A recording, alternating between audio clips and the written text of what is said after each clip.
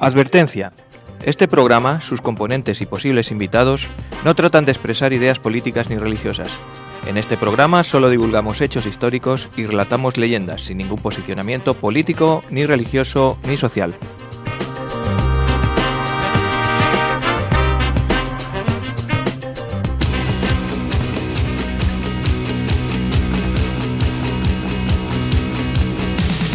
Hace mucho tiempo que se acabó, pero es que hay cosas que nunca se olvidan. Por mucho tiempo que... Malos tiempos para la dieta se aproximan estos días, ¿eh? Para la lírica es lo que decía la canción. Yo para la dieta. Sí, porque... Yo para la dieta porque antes de ayer fue el cumpleaños de mi mujer, ayer estuve de comida de los amigos con unas gachas que madre mía de Dios. Sí, que me trajiste a mí las sobras. Claro, el cumpleaños de mi padre que es mañana.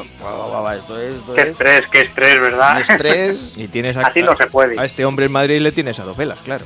Este hombre no viene, no marginado le puedo invitar. totalmente. A ti te he traído aquí Sí, una sí. tarta de zanahoria hecha por mi mujer. Que por cierto, dale las gracias que está buenísima. Ah, Ya, fíjate que solo cogí así un cachillo y ya está buena cuando ahora que anda me la coma. te vas a enterar. Bienvenido.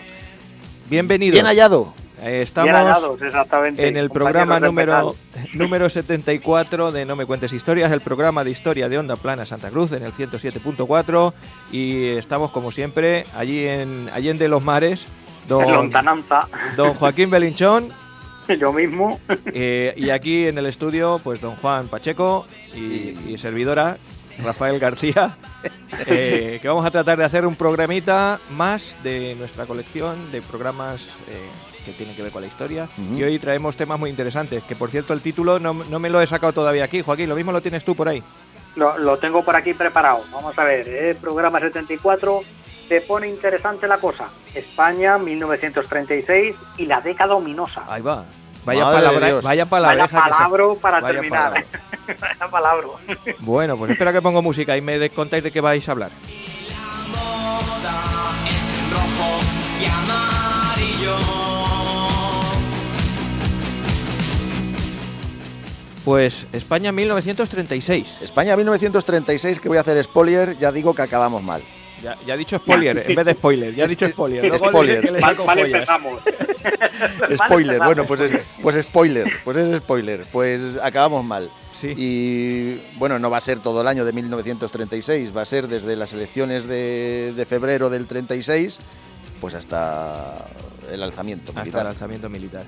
Bien, yo os tengo preparados, hoy os tocaba elegir. Bueno, la verdad es que le tocaba elegir al público en general, a la gente a través de nuestras redes que nos fuese diciendo los temas. Por WhatsApp me ha llegado alguna cosilla y entonces primero os voy a preguntar de qué queréis que os hable a vosotros, cuál es el tema que os resulta Y más a ver interesante. si coincidimos. A ver si coincidís con el público, porque al final voy a hacer lo que me ha dicho el público. Teníamos como temas. Lo que te Os dé la gana, recuerdo, vamos.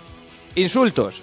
Eso te molaba. Sí, a mí sí. Sí, y Se luego, ahoga mucho, sobre un libro que se llama Las 101 cagadas del castellano, pues cosas curiosas sobre históricas, sobre las palabras que tenemos en nuestro rico diccionario, ¿no? Curiosidades sobre palabras y sobre todo lo que significa, los significados de esas palabras o de dónde proceden. Cagadas del castellano lo vamos a llamar.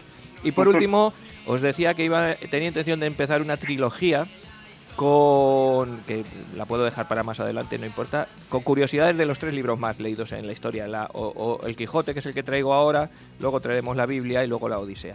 Así que, ¿a vosotros qué os parece? ¿Por dónde tiramos? Yo los insultos. A ti insultos. Y Yo Joaquín, me quedo con los libros. a ti te gustan más los libros. Pues A cada uno lo que le Claro, corresponde. sacar tiro al monte. el público, a través de WhatsApp, los que me han llamado me han dicho que tire por los insultos. Así que Ah, mira. que los libros los vamos a dejar y además lo voy a ofrecer como trilogía, si no para este año ya, que nos quedan 3 programas. Para el año que viene vamos a hacer la trilogía cada día de un libro, uno el Quijote, otro la Biblia y otro la Odisea de Homero. Pues me parece Porque correcto. en la próxima vez que nos toque, ¿qué queréis que os cuente, Joaquín? Ya te lo adelanto. Tengo preparada una cosa que te va a gustar mucho, así que te compenso en no haberte elegido hoy, Vale. porque te voy a contar las 15 mejores batallas de los tercios.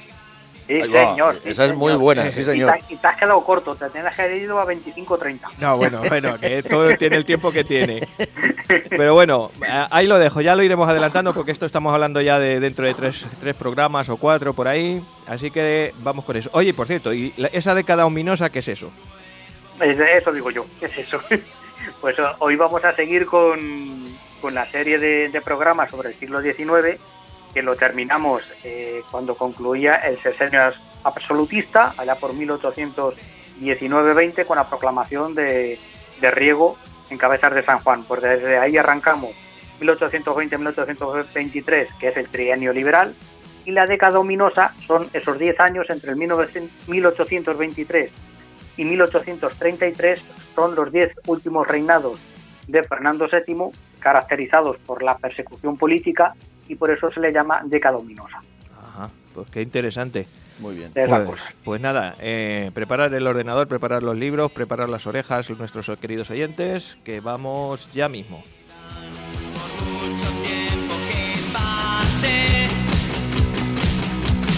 1582, el sol no se ponía. Hoy en nuestra perla negra, España, 1936.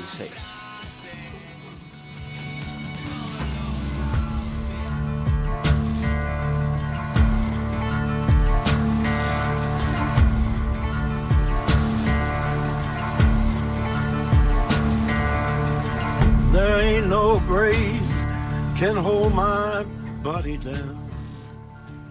There ain't no grave. Brutalización política es la fascinación por la violencia y el uso de ella en la política. En los años 30 se empezarían a usar.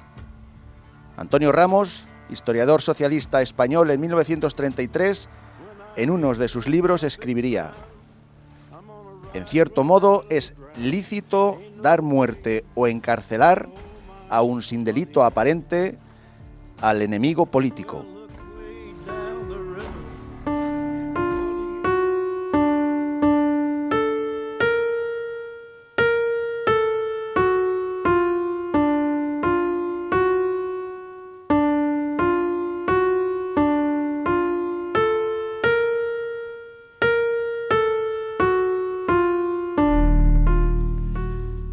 Para las elecciones de 1936, Manuel Azaña lograría que la izquierda se uniera en el llamado Frente Popular.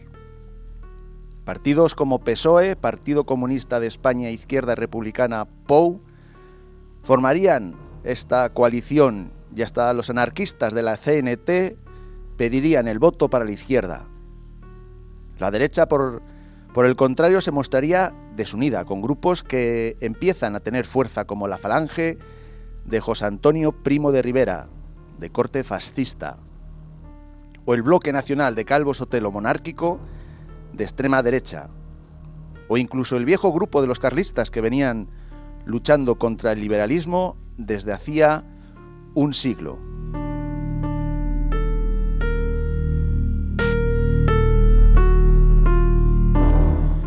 En febrero de 1936 las elecciones estarían marcadas por una gran tensión y violencia. Durante esta campaña electoral hubo más de 30 asesinatos y unos 125 heridos. Y si este era el ambiente en la calle, no era porque los políticos llamaran precisamente a la calma. El socialista Largo Caballero, en sus discursos, decía cosas como esta: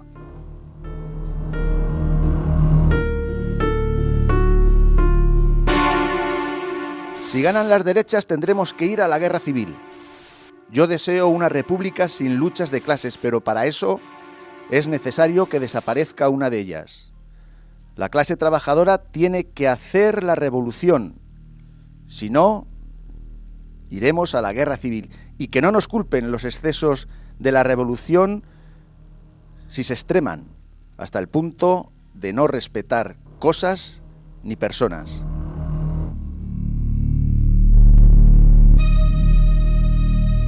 Por el otro lado, el monárquico Calvo Sotelo decía: hemos de procurar que estas elecciones sean las últimas. Lo serán si triunfan las izquierdas. Ya lo dicen ellos, pues hagan lo mismo las derechas.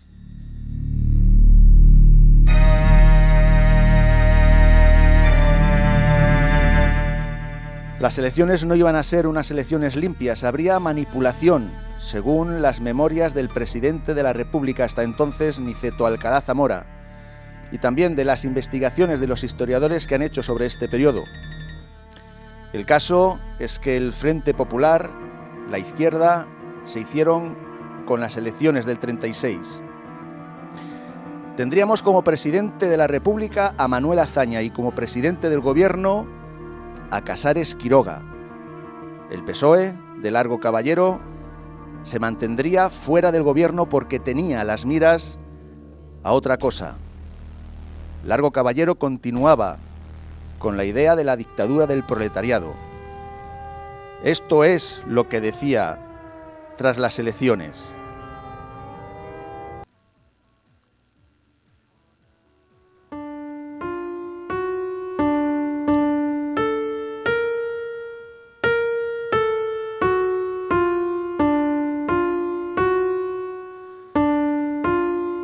Cuando el Frente Popular se derrumbe, porque se derrumbará, sin duda, el triunfo del proletariado será indiscutible. Entonces, estableceremos la dictadura del proletariado, lo que quiere decir la represión de las clases capitalistas y burguesas.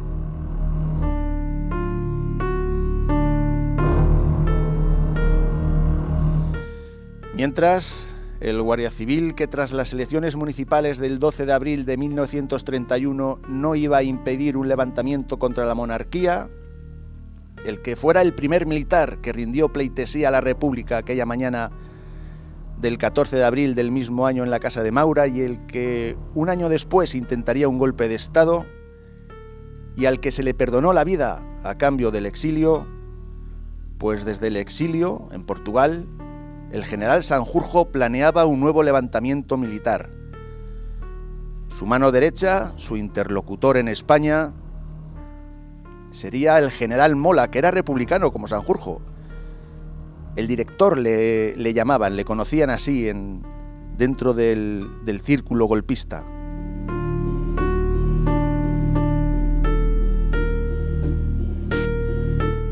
¿Y la sociedad?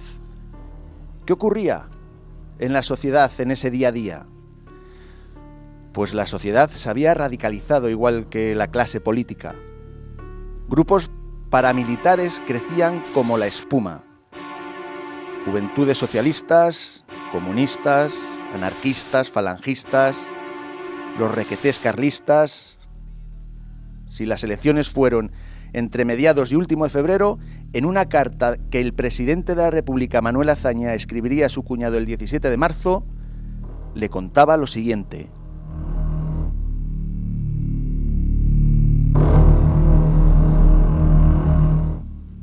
Antes de contar más cosas, intercalo mi negra desesperación.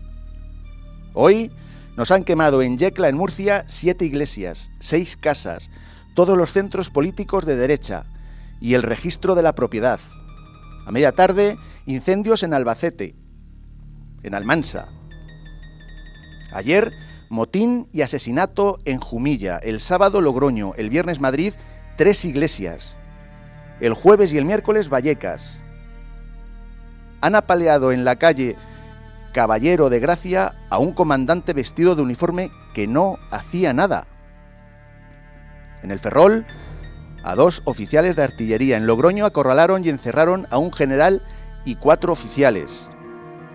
Creo que van más de 200 muertos y heridos desde que se formó el gobierno, y he perdido la cuenta de las poblaciones en las que se han quemado iglesias y conventos. Ahora vamos cuesta abajo por la anarquía persistente de algunas provincias, por la taimada deslealtad de la política socialista en muchas partes, por las brutalidades de unos y otros, por la incapacidad de las autoridades, por los disparates que el Frente Popular está haciendo en casi todos los pueblos, por los despropósitos que empiezan a decir algunos diputados republicanos de la mayoría. No sé, en esta fecha, cómo vamos a dominar todo esto.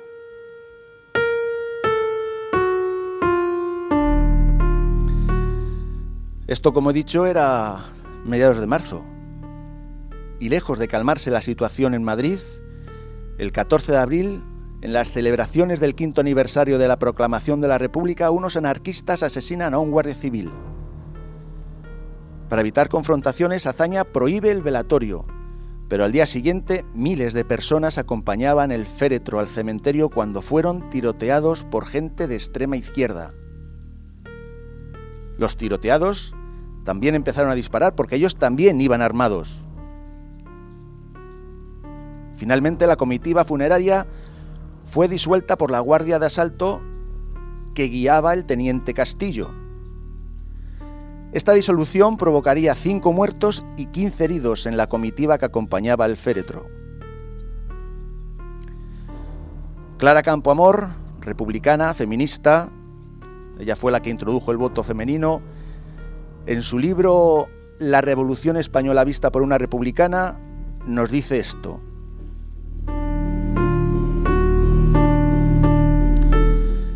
Al haberse impuesto definitivamente los métodos anarquistas desde mitad de mayo, Madrid vivió una situación caótica. Los obreros comían en hoteles, restaurantes y cafés y se negaban a pagar, amenazando a los dueños cuando estos pedían ayuda a la policía. Las mujeres de los trabajadores compraban sin pagar por la buena razón de que iban acompañados por un tiarrón que exhibían un elocuente revólver. Los comercios eran saqueados a plena luz del día y los dueños amenazados cada día. Cada día, los huelguistas ponían 5 o 6 bombas en edificios en construcción y los hacían saltar por los aires. Se ocuparon tierras, se propinaron palizas a los enemigos y se atacó a todos los adversarios tildándolos de fascistas. Iglesias y edificios públicos eran incendiados y en las carreteras del sur se exigía una contribución en beneficio del Socorro Rojo Internacional. Si el gobierno se mantuvo pasivo es porque no podía tomar medidas sin dislocar el Frente Popular.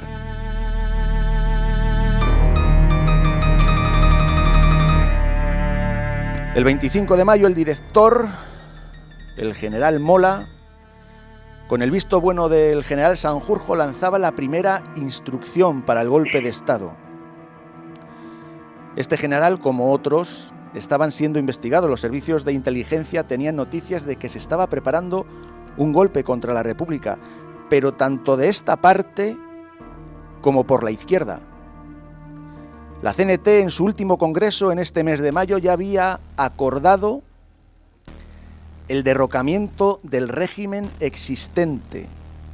Esto quiere decir acabar con la República. También se prestaba mucha atención la actitud de Largo Caballero. También se esperaba un levantamiento de él. El 31 de mayo en Zaragoza, Largo Caballero decía esto.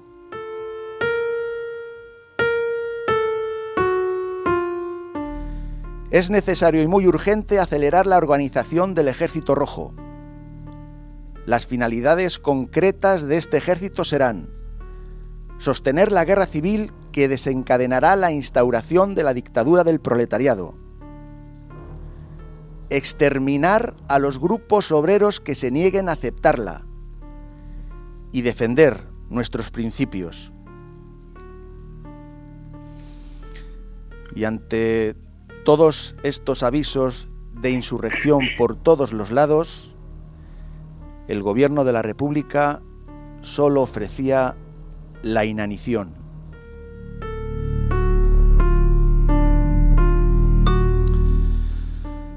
Pues con estas ganas de bailar nos plantábamos en el 12 de julio de 1936. El teniente Castillo era un buen oficial de la Guardia de Asalto de la República y era el encargado del entrenamiento de las milicias de las Juventudes Socialistas. Él fue el que disolvió la comitiva funeraria del 15 de abril, donde murieron 5 personas y hubo 15 heridos. La casualidad, o no, es que dentro de estos muertos estaba un primo de José Antonio Primo de Rivera, y desde aquel momento el teniente se convertiría en un objetivo. No se tiene muy claro si fueron falangistas o requeté carlistas, los que a eso de las 10 de la noche aproximadamente, en la esquina de la calle Augusto Figueroa con Fuencarral, asesinarían al teniente. Horas después, en Pontejo, saldrían varias camionetas en busca de falangistas fichados. En una de esas camionetas iba el capitán Condés, que era amigo del teniente asesinado, un grupo de guardias de asalto y miembros de las milicias socialistas.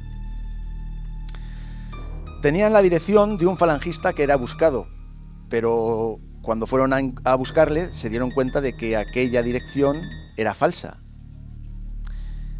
Como no podían volver con las manos vacías, se propuso ir a por el líder de Renovación Española.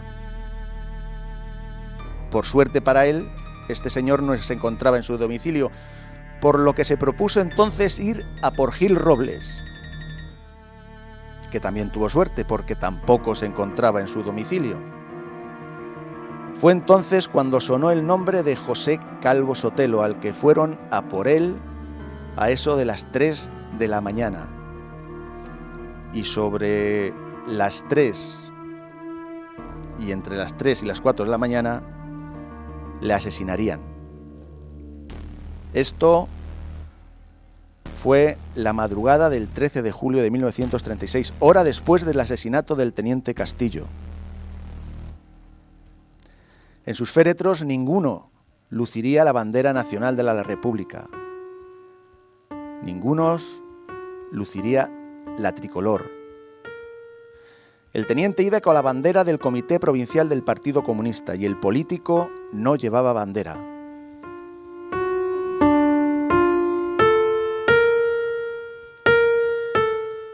El general Mola, el director, aprovechó la conmoción que había provocado el doble crimen en el país y fijaría la fecha de la sublevación para los días 18 y 19 de julio de 1936.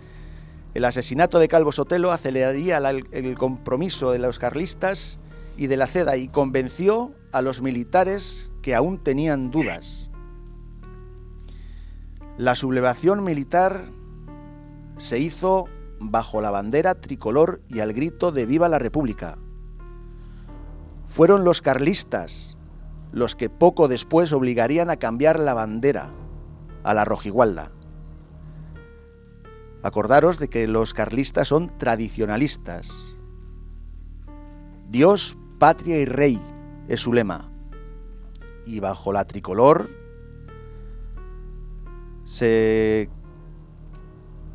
la tricolor era anticlerical, se intentó desunir la patria y se echó al rey. Y finalmente entramos en el vacío.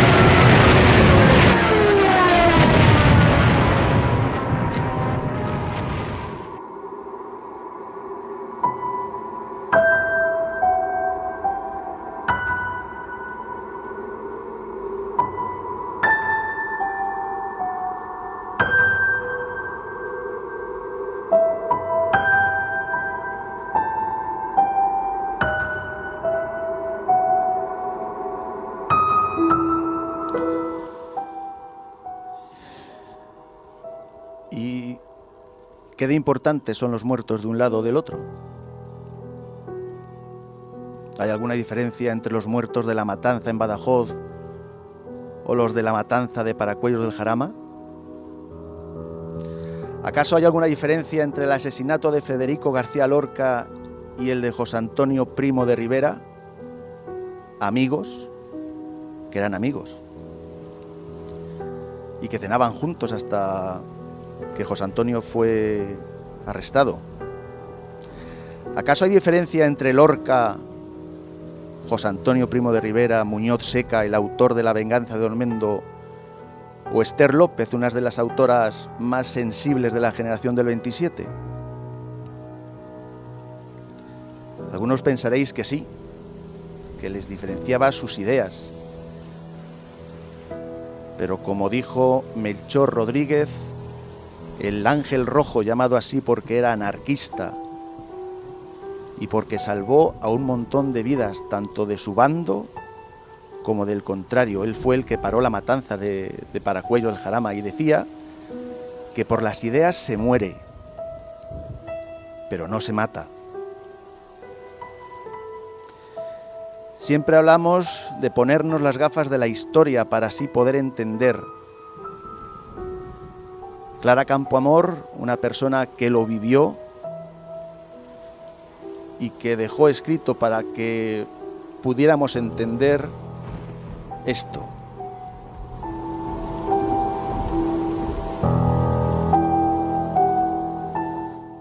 Los dirigentes hubiesen debido quedar por encima de la refriega y tratar de guiar al elector en lugar de halagar sus debilidades. Los partidos debieran haberse mantenido en las esferas superiores de la moral política y no rebajarse recurriendo al populismo y la ciega agitación, buscando el beneficio personal, que por cierto resulta tan efímero como peligroso. En vez de eso, los partidos políticos, cada vez más debilitados por divisiones originadas en ambiciones personales y en sutiles matices incomprensibles para las masas, simplificaban sus programas en el marco de grandes alianzas donde sacrificaban los principios en aras de alcanzar el poder.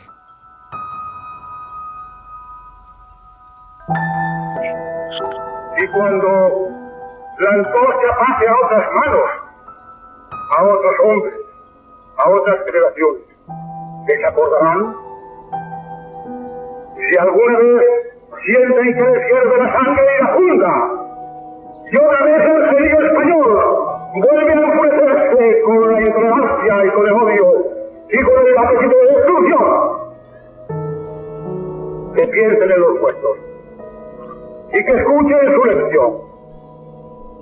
La de esos hombres que han caído embrutecidos en la batalla, luchando magnánimamente por un ideal grandioso, y que ahora, abrigándose en la tierra materna, ya no tienen odio, ya no tienen rencor, y nos envían los destellos de luz, tranquila y remota como una estrella, el mensaje de la patria eterna, que dice a todos sus hijos: paz, piedad y perdón. Este discurso lo dio Azaña en el 18 de julio del 38. Lo voy a repetir porque se oye un poquito mal. Dice así: y cuando la antorcha pase a otras manos, a otros hombres, a otras generaciones que se acordarán, si alguna vez sienten que les hierve la sangre iracunda y otra vez el genio español vuelve a enfurecerse con la intolerancia y con el odio y con el apetito de destrucción, que piensen en los muertos y que escuchen su lección, la de esos hombres que han caído embravecidos en la batalla, luchando magnánicamente por un ideal grandioso y que ahora, abrigados en la tierra materna, ya no tienen odio, ya no tienen rencor, y nos envían los destellos de su luz tranquila y remota como la de una estrella, el mensaje de la patria eterna que dice a todos sus hijos: paz, piedad y perdón.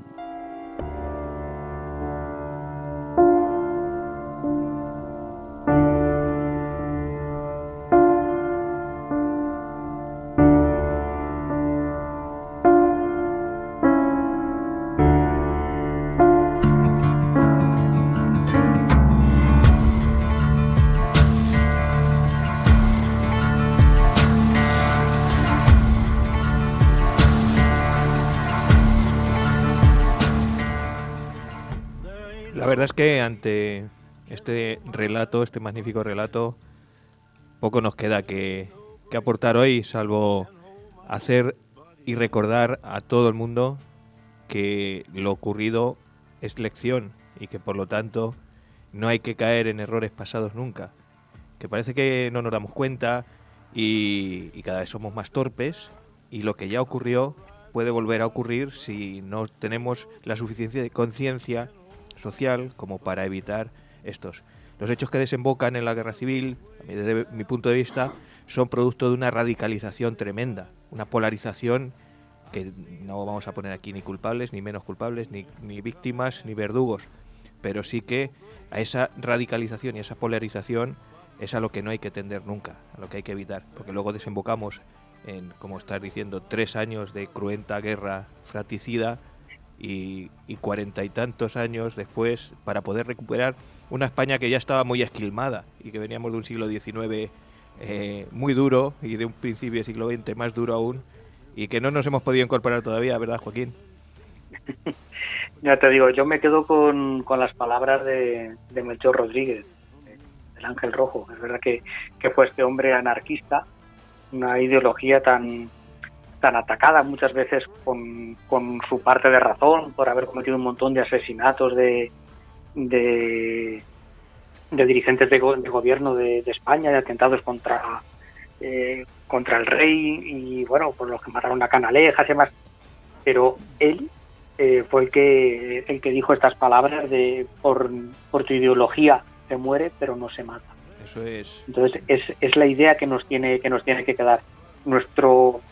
Las personas que no opinan como nosotros no son nuestros enemigos, son nuestros paisanos que piensan distinto que nosotros, y hablando se entiende la gente. Entonces, la que decía Rafa, el radicalismo no conduce a nada, ni de un lado ni del otro. Hay que tratar de buscar ese término medio y ese entendimiento entre unos y otros, porque tenemos que convivir juntos, y es la única manera de que este país tire para adelante, que siempre nos hemos acusado de cainitas entre nosotros, entre los españoles. Pues a lo mejor hay un poquito de verdad, pero tenemos que aprender de la historia y saber leer, como estaba haciendo Pacheco, los discursos de unos, de otros, y ver el radicalismo de unos y otros, y la moderación, que también la hubo, que también había gentes que en uno y otro lado que decían, esto se nos va, este no es el camino. Se ahogaron en el mismísimo el ruido. El mismísimo socialista Indalecio Prieto, el que partícipe en el golpe del 34, intentó parar esto, y sufrió el mismo día que Largo Caballero estaba en Zaragoza diciendo que había que preparar el Ejército Rojo. Sí. Él era socialista, bueno, pues sufrió de las juventudes socialistas y de los anarquistas. Fijaros cómo estaría tan radicalizada la cosa, que casi pierde la vida por ataques de estos, sí, de los mismos suyos. Era una locura. Pues bueno, pero pensar que por mucho que os digan ahora mismo, pues los dirigentes que tenemos ahora mismo, tanto por un lado por otro, que si no sé qué coño, yo, por parte mía, yo he tenido mi abuelo, Noé, por tener una radio casi se lo cargan aquí. Pero mi abuelo Pacheco luchó en el Frente Socialista, sí, y estuvo en el Escorial, encerrado. Y después estuvo perseguido, o sea, después cuando ya parecía que había pasado todo, en el 58-60 se tuvo que ir de aquí, pues porque hubo gente que le persiguió. Entonces, olvidaros de eso. O sea, son cosas que han pasado. En todas las familias hoy en día tenemos gente de un bando y de otro. Sí, y del otro, exactamente. Un abuelo La que vida estuvo en un sitio y un tío abuelo que estuvo... La vida... Hay que tener claro que no el que más grita es el que tiene más razón. Ahí va yo. Bueno, sí, Joaquín, que te corto. No, era eso, que no por mucho gritar, al contrario, el gritar, el echar espumarajo por la boca no te da más razón, te la quita. Sí. La quita. Quería yo terminar diciendo precisamente eso, que las buenas ideas, las buenísimas ideas, se proponen, no se imponen. Así debería ser. Sí. Es la idea un poco que queremos transmitir nosotros desde nuestro pequeño programa, que, oye, no hemos sido un país tan desastre. Ha habido un montón de voces a lo largo de nuestra historia que han hecho cosas muy majas, muy buenas. No somos un desastre de país que estamos condenados a pegarnos garrotazos cada X años. No, ni mucho menos. Este país merece mucho la pena estando juntos y trabajando juntos. Exacto. Yo creo que es la lección que debemos aprender de aquellos días. Pues nada, nos hemos alargado un poquito más del Sí. del tiempo previsto con nuestra perla negra, pero yo creo que ha merecido la pena. Claro Así que sí. Bueno, pues recordaros que estáis en Onda Plana Santa Cruz, en el 107.4 FM, en ondaplanaSantaCruz.es a través de streaming. Luego os diremos las redes sociales, las dejamos para luego. Y vamos, si queréis, por cambiar un poquito y poner una nota un poquito más alegre y de humor. Sí, porque yo estoy tomándome la cerveza y parece un batido. Estoy Sí, aquí. está temblando. Los Pues nervios. yo os propongo que hablemos de insultos, que vamos a pasar un rato divertido. Venga, vale, nos vamos a desahogar.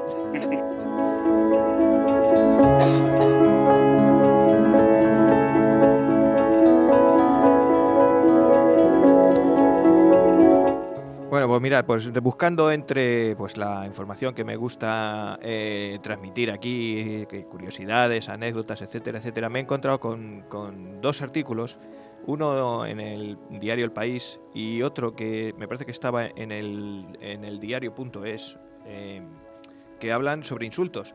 Uno hace referencia a un libro que se llama Diccionario de Injurias de los siglos XVI y XVII, que está escrito por Cristina Tabernero y Jesús María Usunariz.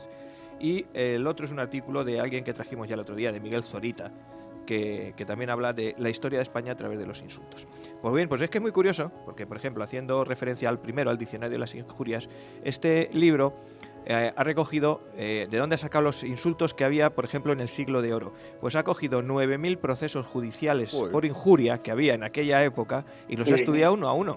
Y es que es verdad que en aquella época la gente, igual que ahora, por difamación o por injuria se denunciaban y pedían pues eso, una respuesta de los servicios de la justicia en general.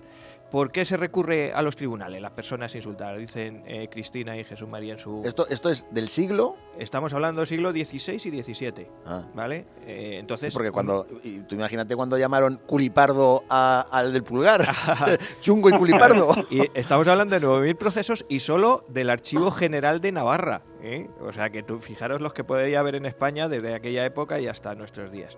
Bueno, pues en definitiva la gente se siente ofendida en su honor, pero también ocurre una cosa: si tú difamas a alguien, y lo dice el refrán, difama que algo quedará. Si tú difamas a una moza porque para que nunca haya marido y la llamas no sé qué y que se acuesta con no sé cuántas, pues al final la gente se lo cree. Una mentira muchas veces que luego se puede convertir en verdad. Entonces, estos casos normalmente se resolvían con la retractación del injuriador y ya está, pero el resquemor y la cosa ya había quedado. Bueno, pues... los insultos que se recogen en estos procesos judiciales eran emitidos, además se preguntaba a testigos y se recogían así en listas. Entonces, por ejemplo, muchas veces pues le decían puerca, borracha, sucia, bellaca, vieja, albanesa, jinetaria. ¿Albanesa? Jinetaria. Algunos están hoy en desuso, claro. Además, incluso se aumentaba la gravedad diciendo cogiéndose las barbas, se decía con mucha cólera, todos estos. A veces, pues, incluso las injurias se decían con una cancioncilla. Ten tu lengua queda, puta la minera. Y incluso en alguno de los procesos se decía que se había contratado a un grupo de jovencillos para que se lo cantaran al que le iban a insultar. Los motivos de los conflictos pues podían ser de todo tipo. Por ejemplo, un préstamo sin devolución, una lavandera que le quita otra al puesto en el río, las gallinas de un propietario que entran en el huerto ajeno. Y los tipos de injuria que recogen son pues van desde alusiones al desorden sexual. Lo más frecuente, pues ya lo sabéis, puta, y perdonadme las expresiones, pero son las que hay. No, en el Quijote te dicen fil de puta. Claro. Y las, Que viene en el diccionario de Claro, la Real o sea, que Academia. no- y las acusaciones de sodomía, bujarrón, los delitos contra la propiedad también eran otra de las alusiones.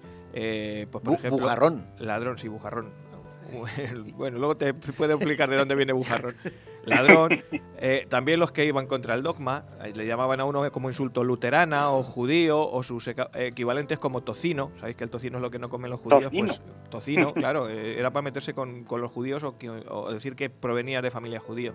También con los ataques al propio cuerpo, hediondo, legañosa o al intelecto directamente, tonto, mentecato. También los comportamientos reprobados, por ejemplo, ventanera. Se le decía ventanera a la mujer del visillo, a la vieja del visillo, a la curiosa, o se le decía tapa de Cuba al borracho. Bueno, pues todas estas, también había algunas que se referían a la baja situación social. Hijo de mulatero, de sardinero, de gente con pocos recursos, pues también se convertían en insultos. Hay insultos genéricos como bellaco, por ejemplo. Otros que son más rebuscados, como boca grande, aquí no se calla, o coño flojo, requemada por entrepierna, acusando de promiscuidad. O sea que en esto el castellano es tan rico y... Eso de coño flojo, ¿a qué se refiere? Pues eso, se acusa a una mujer de promiscuidad. Ah. No tiene mucha vuelta.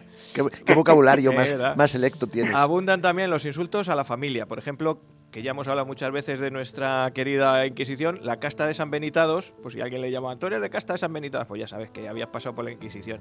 Y hay más de 50 insultos recogidos que tienen hijo de. Empezando por hijo de puta, lógicamente, hijo de ahorcado, de andaluz, de ventero, de vicario.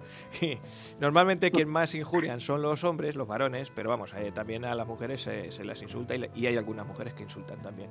El diccionario reúne 1000 términos, o sea que este libro es una cosa que está muy bien para leer.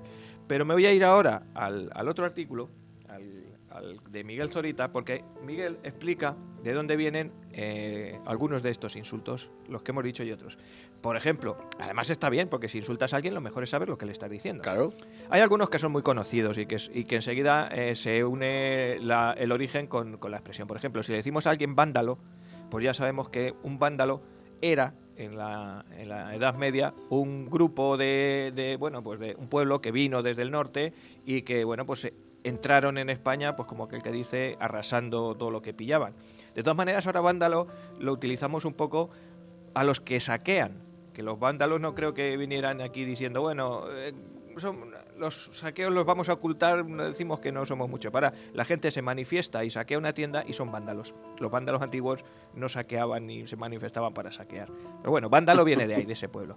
Pero, por ejemplo, hay a gente que se le llamaba también sátrapa. Un sátrapa es alguien que es despótico, que manda mucho, que quiere gobernar arbitrariamente, que no se deja aconsejar por nada. El sátrapa es un tipo de gobernante persa, que por lo visto estos tipos de gobernantes pues tenían un cierto poder y hacían un poco lo que les venía a su antojo.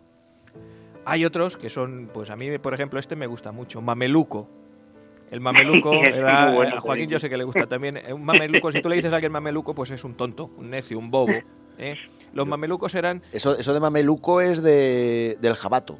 En el jabato se decía mucho. Decía, mameluco, ven aquí que te voy. Pues los mamelucos eran la tropa auxiliar egipcia, que el otro día decía, porque Egipto nos tenía que pedir perdón, que tenía Napoleón y que realmente brilló no por lo tonto que eran, sino por la crueldad que llevaban. Pero vamos, esos eran los verdaderos mamelucos, la tropa de Napoleón. Otra que a mí me gustó mucho, un gorrón. ¿Qué es un gorrón? Pues un gorrón es el ladrón. El que intenta por lo menos pedirte dinero, sacarte el dinero, vivir de lo que tú tienes. El gorrón, lógicamente, la palabra misma lo dice, viene de gorra. Y es que en el siglo de oro, precisamente, los estudiantes de las universidades de Salamanca, etcétera, etcétera, pedían dinero con la gorra. ¿Para qué pedían dinero? Pues sobre todo para costear la fiesta de graduación. Esta fiesta era muy importante porque se invitaba a todos los profesores. Y seguramente que de la calidad de la fiesta dependiese el aprobado de más de uno. No. Entonces, pues el sacar mucho dinero y hacer una buena fiesta era bastante importante. Por eso los gorrones estaban tan de moda en el siglo de oro y eran eso. Hay también insultos que tienen que ver con las andanzas de los españoles por el mundo. Nuestros queridos tercios y nuestros soldados que han estado por toda Europa y por muchos sitios también han dejado algunas palabras que son insultos. Por ejemplo, este es un insulto suave, pero si a alguien se le llama bisoño, un bisoño es alguien que tiene poca experiencia, que es inexperto, que mete mucho la pata. Y es que veréis, cuando nuestros soldados estaban en Italia, en la España italiana, en la España de Italia, los más jóvenes, como no sabían, entre otras cosas, no sabían el idioma y no sabían dónde estaban las cosas, pues iban pidiendo a todos, pues dame pan, dame agua, dame vino, dónde está de beber. Y la palabra para pedir en italiano es bisogno. Bisogno di pane, bisogno di vino, bisogno di vestiti. Es decir, necesito pan, necesito vino, necesito vestirme. Pues de ese bisogno di te necesito, pues viene la palabra, el insulto bisogno. Que es muy curioso. Además es una palabra que suena muy bien. Una de que viene del francés, por ejemplo, ser un petimetre, que no me sale, petimetre. Un petimetre es una persona muy estirada, muy señorita, muy un tiquismiquis, pues significa literalmente eso, señorito, y viene del francés porque es petit maître, el pequeño jefe. Sí, es algo así. Los petit maîtres eran asistentes personales de las damas de la corte. Es decir, cada uno tenía alguien que les aconsejaba y que les doraba un poquito la píldora, y se caracterizaban sobre todo porque se preocupaban muchísimo por mantener la compostura, la última moda, etcétera, etcétera. Un petit maître.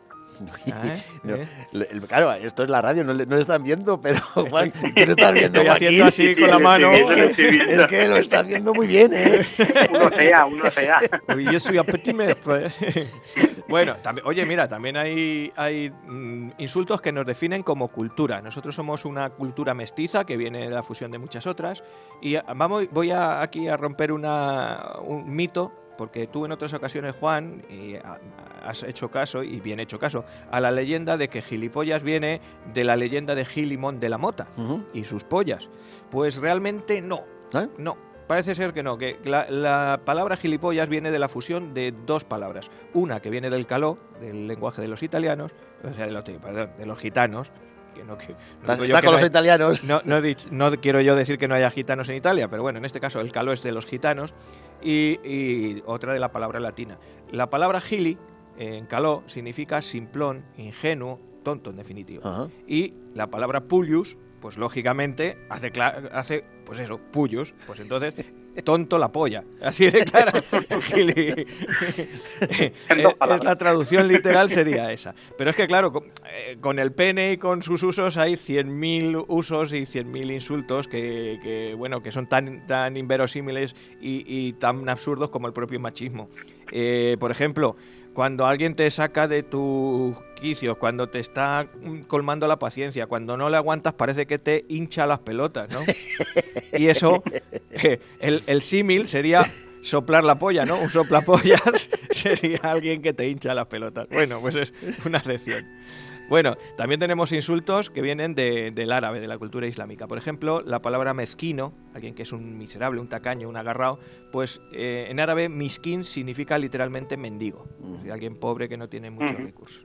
Y por último, para terminar ya, bueno, luego os leo aquí una lista de algunos que tengo. Hay otros que tienen mucho que ver con la gente que viene de otros sitios, con los nacionalismos en general. Por ejemplo, un emigrante, vamos a decir, castellano o español, perdonadme las expresiones, que ha ido al País Vasco, se vaya a trabajar, la emigración de los años 50 y 60, a esta gente se les llamaba maquetos. Un maqueto es una persona que ha subido desde el sur de España, desde el centro de España, a trabajar a Euskadi. ¿Qué era un maqueto? Pues un maqueto era una persona que llegaba con su macutuac, en vasco, con el macuto. Con el macuto. Que era el envoltorio, el petate que llevaban. Pues estos macutos, se ha quedado la palabra maqueto. Igual que en Cataluña, cuando se habla de alguien que es un charnego, es decir, alguien no nacido en Cataluña, pero que vive y trabaja allí, viene de la palabra lucharniego, que se refiere a los perros de caza de noche. Así que estas palabras también tienen su trascendencia.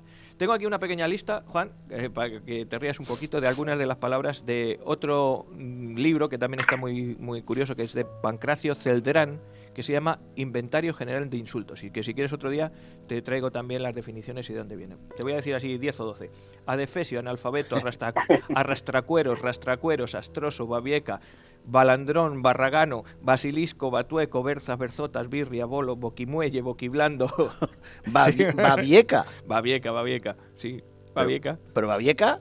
Viene de estar en Babia. Que Ah. realmente Vale. estar en Claro. Babia no tiene nada que ver con la región leonesa, que luego se ha asociado también que bueno, que allí estaban muy perdidos y tal, sino que viene de un mundo imaginario que era Babia, que era un sitio donde se bebía feliz y demás, como Jauja, como la famosa Jauja. ¿Y Bolo?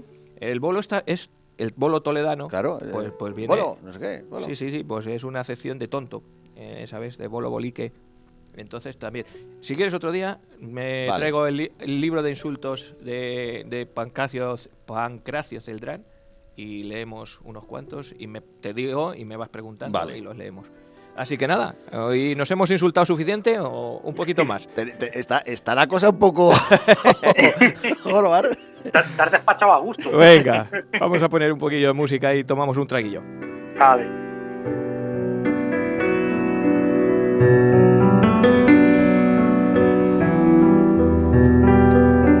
Bueno, Joaquín, si quieres sí te dejo ahora y nos dices redes sociales y demás. Cuando quieras, hay que decirlo, pues si quieres ahora mismo. Venga, espera Vale. primero, que voy a decir nuestro teléfono de contacto, Venga. el 679984636, nuestro WhatsApp, que es donde la gente nos dice qué les ha parecido el programa, nos ponen verdes o nos piden cosas, lo que quieran, el 679984636, y a partir de ahí, lo que tú me digas. Pues ahora ya lo que son las redes sociales, que es el muro de Facebook, No Me Cuentes Historias, lo que es nuestra cuenta de Twitter, @nomecuentesonda, el canal de YouTube de No Me Cuentes Historias y también la cuenta de Spotify, igual, No Me Cuentes Historias. Y por último, dejamos siempre para el final nuestra cuenta de iVoox, donde te puedes descargar todos nuestros programas, recopilatorios y nuestras pequeñas píldoras de historia, No Me Cuentes Biografías. Entonces tenemos dos programas, dos líneas. No Me Cuentes Historias, donde encuentras los programas y las distintas recopilaciones que vamos haciendo, que ponemos sobre todo en el verano, y la línea No Me Cuentes Biografías, que es donde vamos extrayendo pues las biografías de los personajes que hemos ido tratando. Los siguientes, tenemos algunos muy interesantes. Tenemos el tío Camuñas por ahí. ¿El que pusiste ayer cuál fue? Ayer, ¿cuál pusimos? Espérate que me acuerde. ¿Lo tienes tú por ahí apuntado, Joaquín? Voy a buscarlo, un segundico. Vaya pregunta que he hecho, coño. Es que creo que Ahí. nos tocaba Blas de Lezo. Creo que Ah. era Blas de Lezo. Sí, estoy casi seguro que era Blas de Lezo. Y el tío Camuñas es el próximo. Y luego vendrá Anita Delgado, creo. Y luego viene Anita Delgado, exactamente. Sí, exactamente. Así que Blas de Lezo, que además le salió muy bien aquí a Don Joa, es uno que hay que escucharse sí o sí, porque aquel quedó chulo. Ese mola. Bueno, pues nada, vamos a nuestra década, a nuestra mala década. Si hemos empezado mal, vamos a terminar peor. Pues vamos a terminar como el Rosario es la Aurora. Así que voy a ponerte el himno de los tercios y Vale, y nos vamos cuentas. avanzando. Muy bien.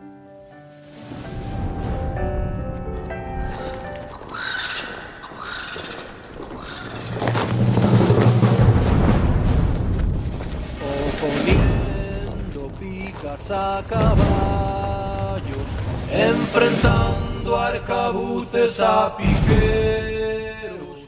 Te voy a adelantar, bueno, ahora después te lo diré. El programa que viene vamos a hablar de tercios.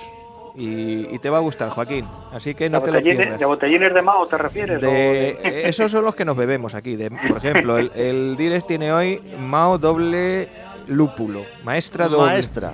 Yo estoy bebiéndome una McEwan que yo creo que es inglesa. Y, o sea, aquí tenemos de todo. O sea, hoy sale ganando el jefe. Pero el programa que viene ya te lo contaré. Vamos a hablar de los tercios y te va a gustar. De momento, tira tú. Pues siglo XIX. Nos toca arrancar. Que vaya siglo para echarle de comer aparte.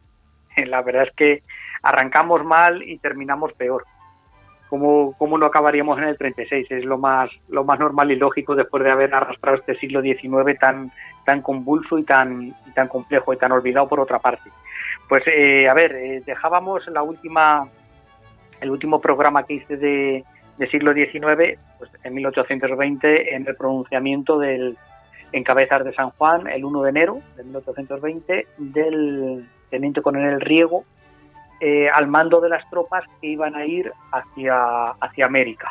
Entonces ahí son dos líneas las que tenemos que tratar. Por una parte, la línea de lo que está sucediendo en la península, lo que va a pasar en la península, y luego lo que va a pasar y está pasando en la América española en aquellos años. 1820 comienza lo que llamamos el trienio liberal. Venimos de unos años después de la Guerra de la Independencia, 1814, se firma ya la paz con Francia, Napoleón ya se marcha de España, acaba siendo derrotado, pues se terminará en la isla de Santa Elena, ya acabará sus días, y empezará el reinado de Fernando VII. Fernando VII volverá a la senda absolutista totalmente, quitará del medio la Constitución de Cádiz, y serán 6 años, 1814 hasta 1820, 6 años de sexenio absolutista, totalmente, una vuelta atrás al antiguo régimen. Los últimos años, sobre todo, se va produciendo una serie de levantamientos militares de los liberales, que van siendo sofocados, van siendo reprimidos, hasta que alguno tenía que triunfar y triunfó. El del teniente coronel Riego estuvo a punto de no triunfar, se levantó, como os digo, en Cabezas de San Juan, al frente de las tropas que iban en expedición hacia el Río de la Plata, hacia Buenos Aires. Se sublevó ahí y estuvo a punto de no triunfar. Realmente lo que desencadenó este trienio liberal fue la sublevación que hubo de tropas en Galicia, en Coruña. Eso sí que originó que todo el ejército se acabara dando la espalda a Napoleón, a Fernando VII. Y como vio las orejas al lobo, pues nuestro Fernando cogió y dijo: marchemos todos juntos, y yo el primero por la senda constitucional. Mentía como un bellaco, no quería para nada la Constitución de Cádiz de 1812. Fue un auténtico trágala lo que se tuvo que unas lentejas las que se tuvo que meter para el cuerpo, porque él no quería la Constitución. Y durante los 3 años que duró este trienio liberal, se opuso con todas sus fuerzas a la aplicación de la Constitución. Pero en el mes de marzo, recordemos, el 1 de enero se subleva Riego en Cabezas de San Juan, el 7 de marzo es cuando firma Fernando VII la Constitución, y a partir de ahí, al día siguiente, ya empieza a poner pegas y hacer la vida imposible a los liberales, que tampoco se supieron ganar el favor de la gente.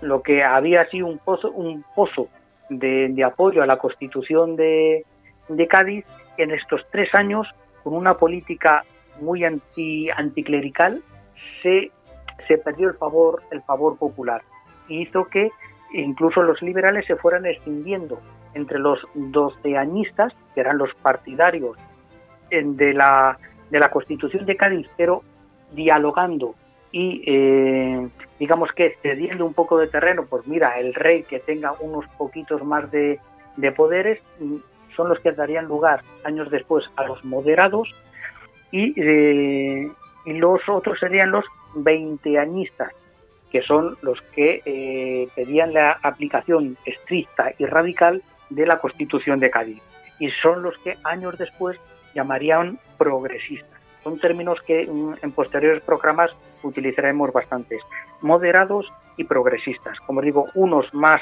partidarios de aplicar la Constitución de 1812 a rajatabla, y los otros partidarios, de hacerlo de una forma más moderada. ¿Qué pasa en estos 3 años? Pues sobre todo que son ahora los realistas, los absolutistas, los partidarios de Fernando VII del absolutismo, los que se empiezan a sublevar. Incluso crean en Lérida, en Urgel, se crea la Regencia Suprema de Urgel.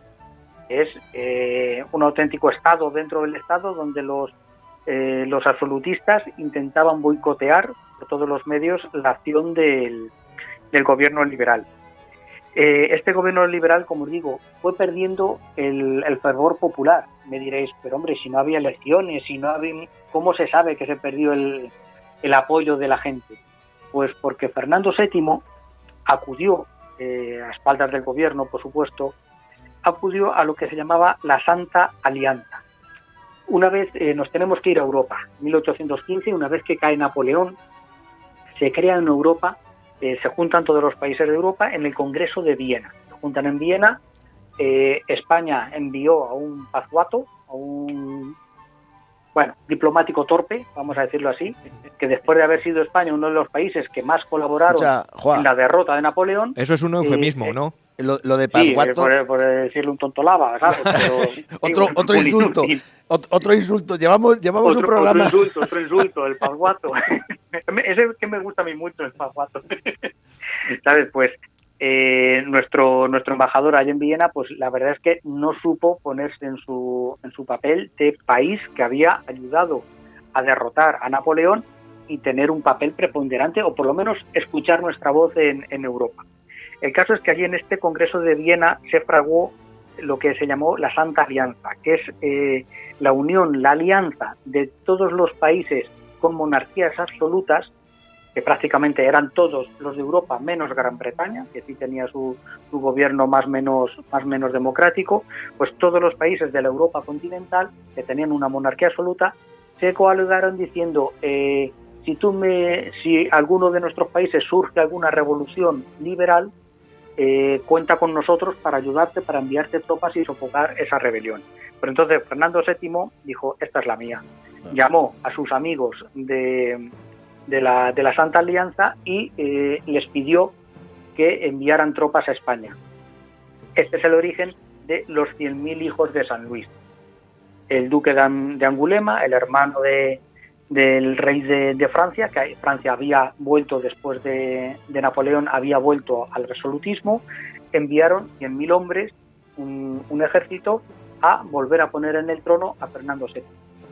Y ahí os digo que es donde se ve que se había perdido el liberalismo, el apoyo popular. Igual que los franceses, hacía 6 años que los habíamos echado a garrotazos de España, entraron por la puerta grande. Y no hubo ni el más mínimo intento de resistencia popular a la invasión francesa, porque no deja de ser una invasión de un ejército extranjero.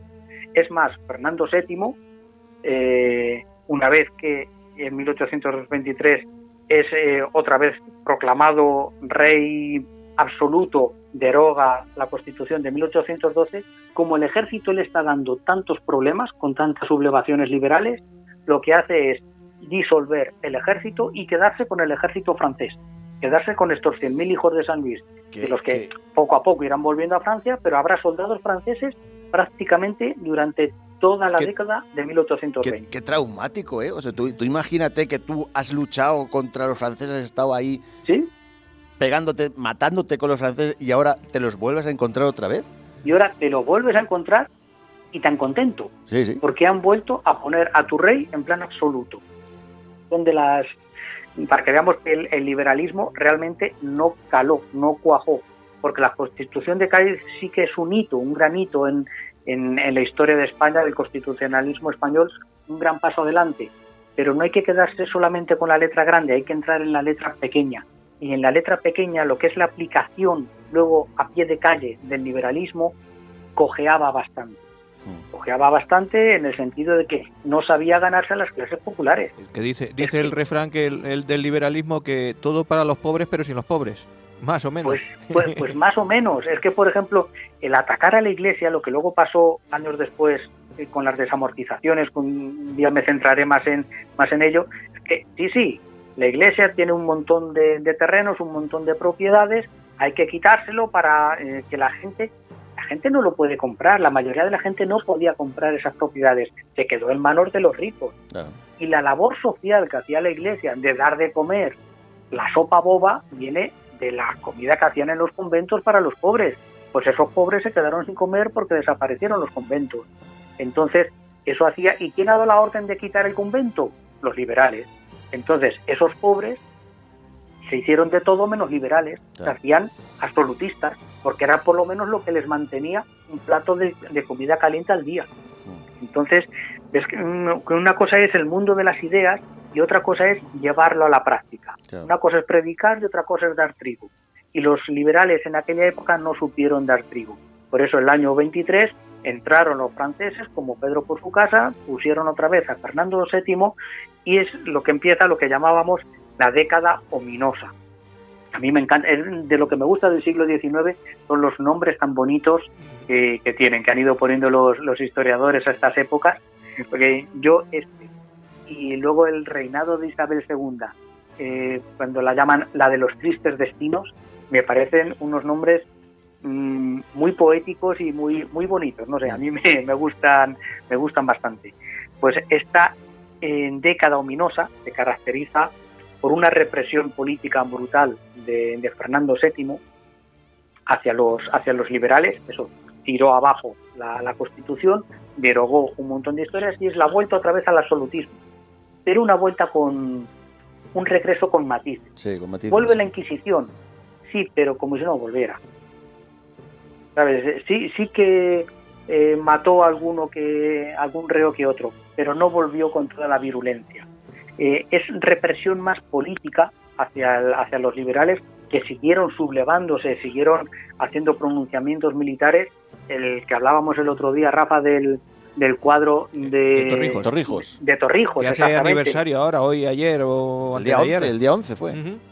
Exactamente, pues creo que fue en el año 31, sí, en el 31, si no recuerdo mal, cuando se sublevó Torrijos, bueno, que al final le engañaron, le entendieron una emboscada exactamente. Él venía desde Gibraltar, creía que se iba a encontrar allí las tropas a su favor que se habían sublevado, y tururú, estaban allí para cogerle prisionero y fusilarle a él y a todos sus compañeros. Es uno más de todos los pronunciamientos liberales del ejército liberal que se fue creando por ahí.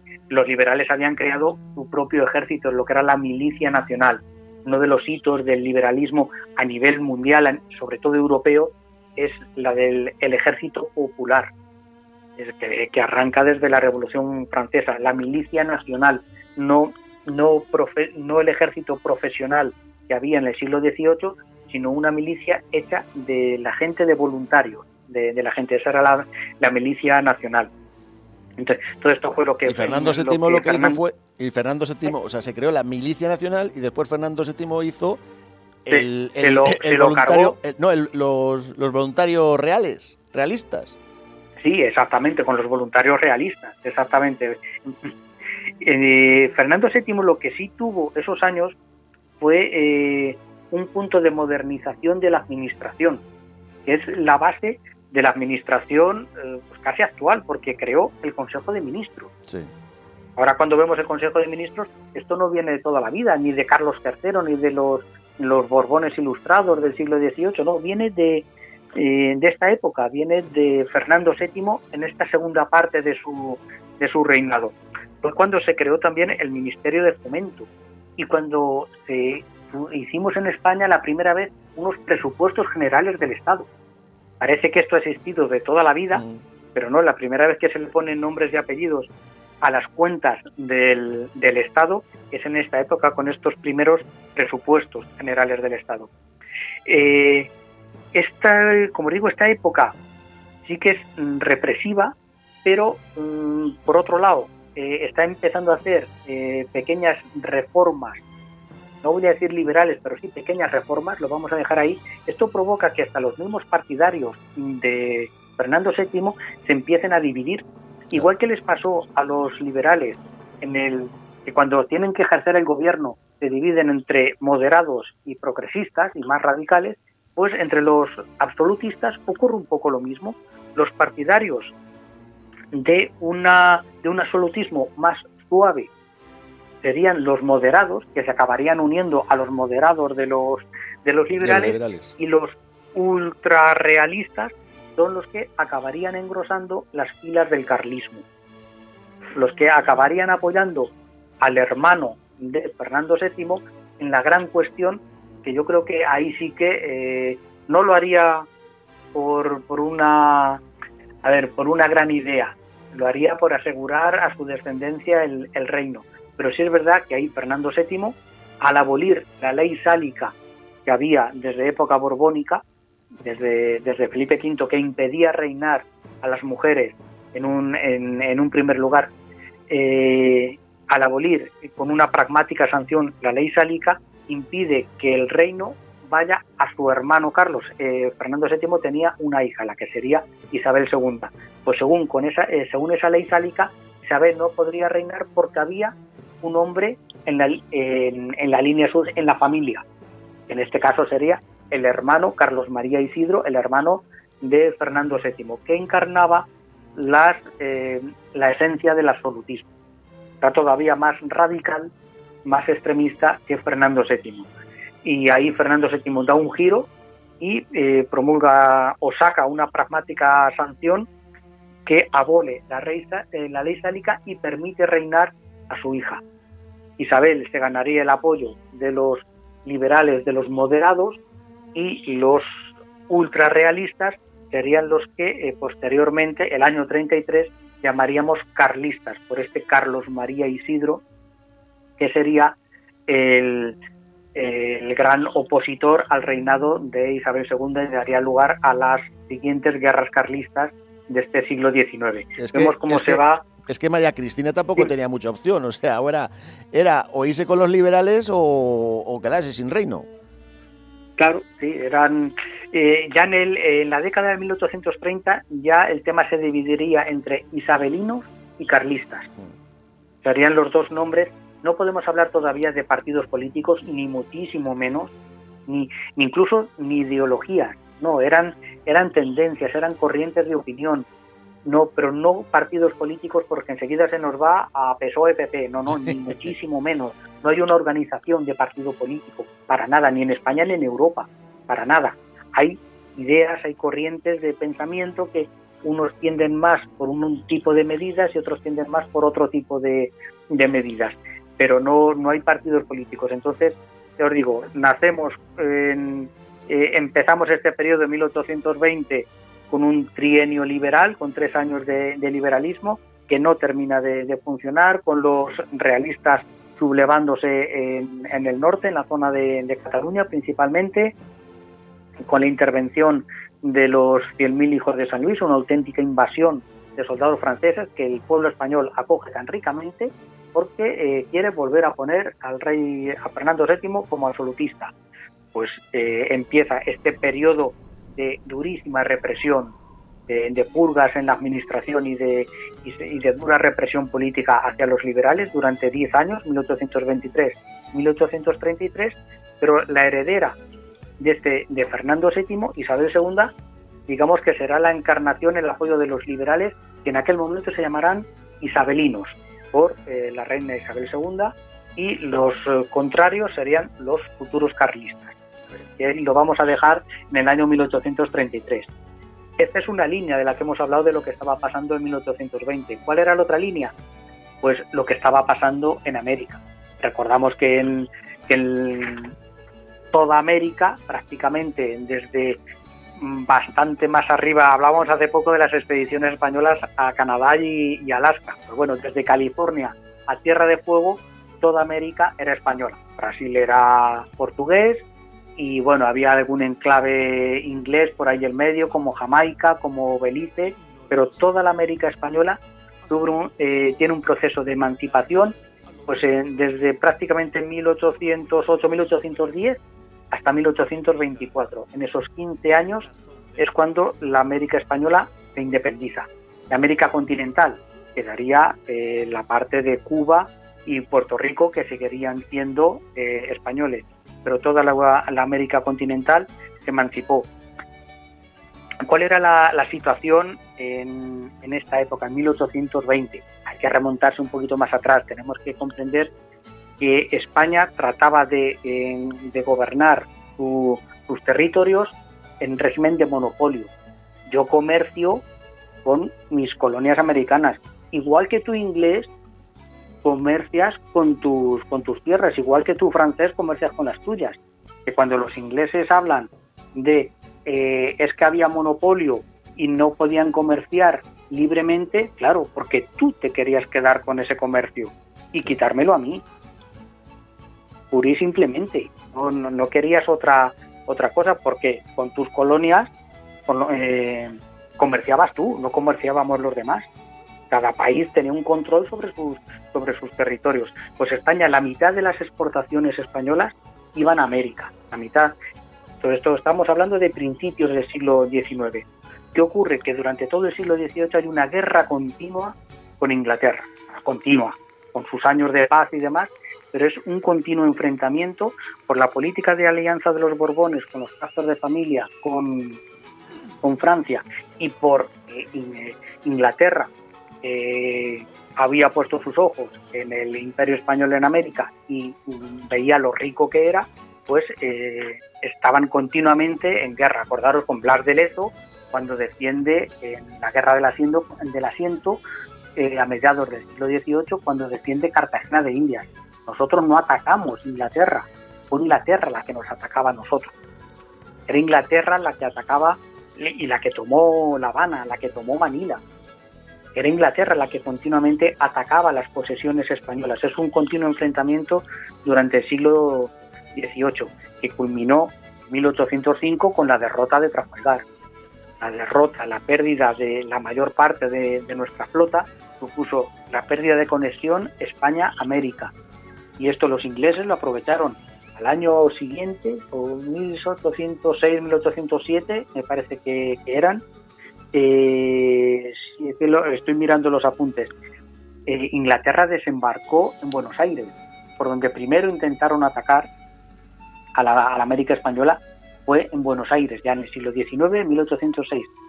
Y los españoles de aquella época, los argentinos actuales, rechazaron 2 invasiones consecutivas en el Río de la Plata, en Buenos Aires y Montevideo, en Argentina y Uruguay, rechazaron la invasión británica.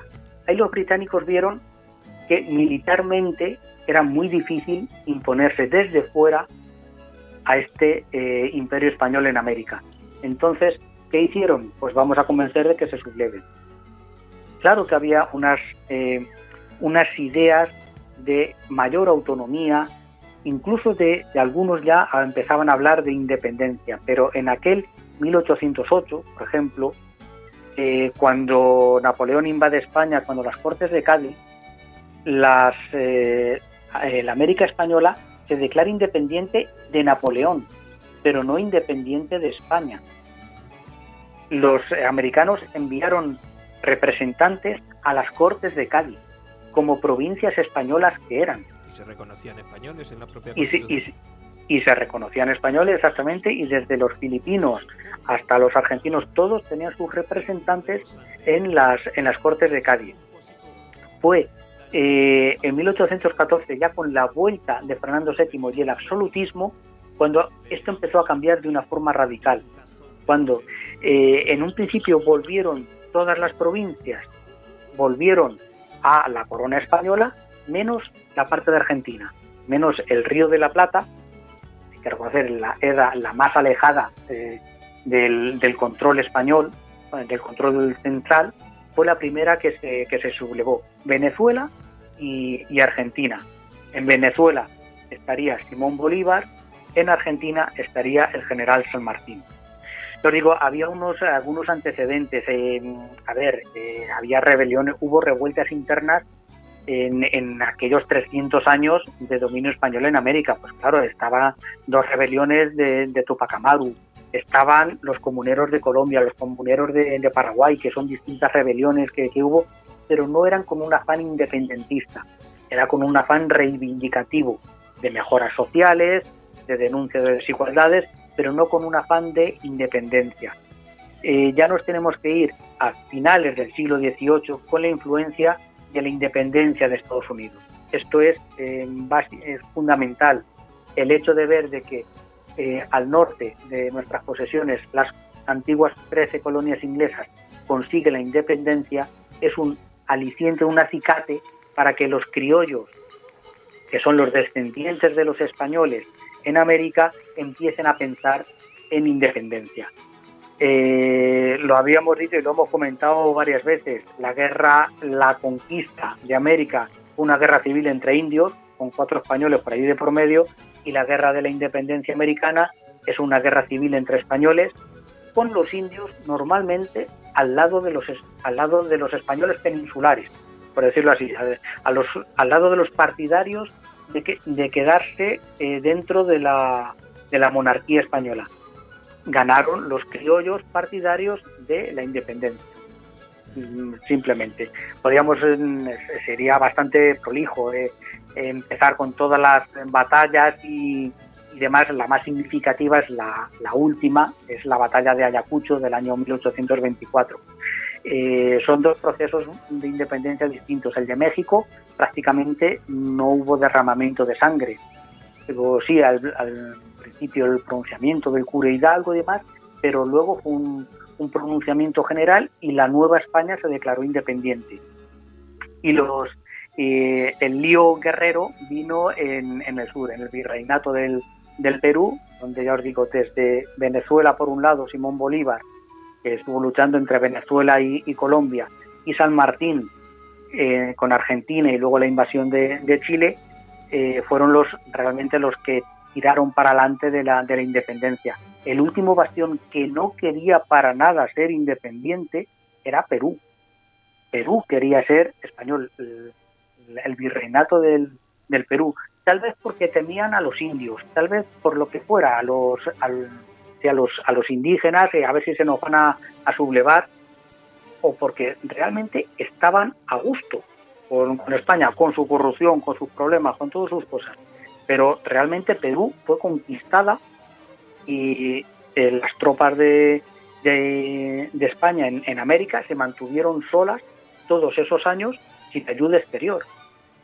San Martín y Bolívar tenían ayuda inglesa, incluso con soldados, con mercenarios, a patadas, la que quisieran, ¿sabes? En cambio, los españoles, hay un libro muy chulo que se llama Banderas Olvidadas, que es el ejército español en América, solo y abandonado, sin refuerzos ningunos, allí a su suerte, porque ni teníamos flota, ni teníamos con nuestra guerra de la independencia, con quitarnos a los franceses a escobazos, ¿sabes? Por eso esta expedición de que se sublevó Riego en 1820 en Cabezas de San Juan, ¿pudo haber cambiado el curso de la historia? Pues puede ser, a lo mejor no, a lo mejor llega a Buenos Aires y los derrotan y no pasa nada, ¿sabes? Bueno, porque tampoco el ejército español era una cosa del otro jueves. Nos tendrían miedo, o sea, el ir allí con 20.000 tíos, que nos tendrían miedo, ¿no? Algo así. ¿Me oyes? Hombre, puede que sí. Yo no veo consintiendo a Inglaterra llevar una expedición, una flota española que cruce el Atlántico para atacar Buenos Aires. No veo a los ingleses consintiendo. Los grandes valedores de las independencias americanas fueron los ingleses. Lo que sí he encontrado, bicheando por aquí, preparando un poquito el programa, es que ya con Carlos III había unos planes de independencia, pero desde la propia España, desde la península, ya empezaron a pensar que era muy difícil y muy costoso el gobernar países tan lejanos y tan extensos, por un país que no teníamos la potencia industrial ni la demográfica que tenían franceses, que tenían ingleses, y nos costaba a veces más dinero que recibíamos el tema de mantener América. Y se pensaba ya, oye, ¿y si cogemos y cada virreinato, los dos grandes virreinatos, que luego Carlos V lo llevó a 5? Al principio estaba el virreinato de Nueva España y el virreinato del Perú, más o menos dividiendo América por la mitad. Y luego ya el del Perú, que era el más extenso, se le añadió el virreinato de La Plata, que era lo que hoy es Argentina, Chile, que incluso tenía la Guinea Ecuatorial, que ya era española en aquel momento, finales del 18, dependía de Buenos Aires, y estaba el virreinato de Nueva Granada, que era la actual Colombia y Venezuela. Se fueron haciendo distintos virreinatos. Pues ya Carlos III empezó a pensar, empezaron a plantearse sus ministros, oye, ¿y por qué no ponemos, se declara la independencia bajo la forma de monarquía con un pariente nuestro allí en el trono? Digamos que declaramos la independencia de países aliados de España, ¿sabes? Pero para que a España no le cueste, porque al final a España aquí vino mucho oro, ya, allí se quedaba bastante más, pero el esfuerzo en hombres y en dinero que costaba mantener aquellos territorios era una sangría también para España, y te obligaba a una flota de la leche que nos costaba, en tiempos de Fernando VI, el 80% del dinero del Estado se dedicaba a la flota. Eso es una pasta ingente. Eso te limitaba mucho para industrializar el país, para modernizar el país, porque había que defender todos los territorios americanos y asiáticos y del Pacífico. Joder, es que era claro. un imperio inmenso. Claro. Entonces, para España empezaba ya a ser un lastre. ¿Qué pasó? Porque ya a partir de Carlos IV, de la derrota de Trafalgar, ya no se pudo pensar, ya aquellos planes se abandonaron totalmente.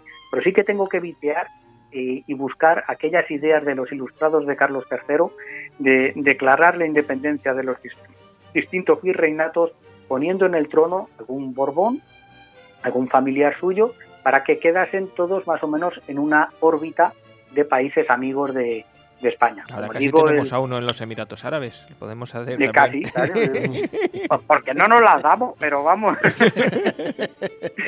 Como digo, el tema acabó en 1824, en la batalla de Ayacucho. Luego, vamos, no fueron los últimos en rendirse. Me parece que un fuerte de Perú, del Callao, que es el puerto militar por excelencia, aguantó varios años sin querer rendirse, tipo los últimos de Filipinas, tipo el Valer, ¿sabes? Pero en plan fuerte y durante bastante más tiempo. Pero vamos, oficialmente es en 1824 cuando acaba la presencia española en la América continental. Digo, continuaría en las Filipinas, por supuesto, y en Cuba y Puerto Rico. Exactamente. Qué chulo. Muy bien. Hasta aquí las batallitas. He tratado de no meter muchas batallas. Nos dejas con ganas de más.